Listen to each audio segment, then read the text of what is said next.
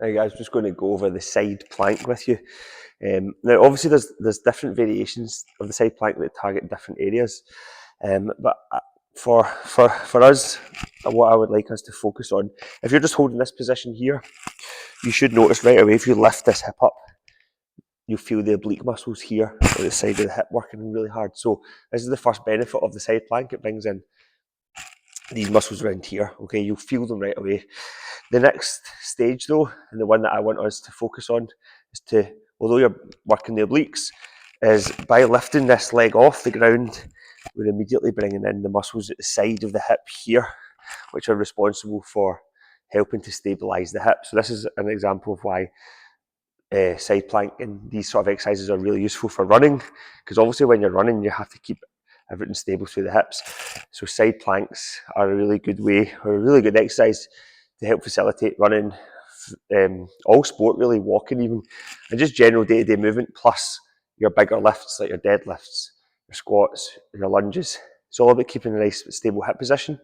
And although these muscles work when you sprint, when you deadlift, they work in tandem with other muscles, it's also beneficial to isolate them, to try and make sure that there's no sort of glaring weaknesses that will show up when you do the sort of bigger movements like your deadlifts, like your squats, like your sprinting and running.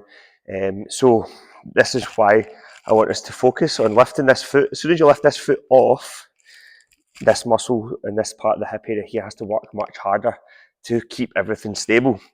So you're just trying to lift the hip, and as you do that, lift this leg, and as you do that, keep this hip as stable and as steady and as upright as you can. So you're not dropping it down, you're keeping it steady. And the longer and the slower you are with your leg lift, the harder it's going to be on this side. Obviously, a progression would be to try and keep this leg up here, so that the whole time this hip's working.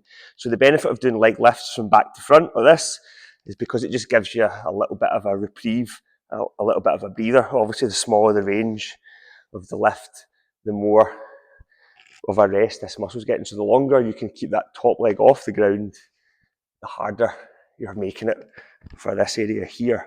Okay, so that's what we're looking for.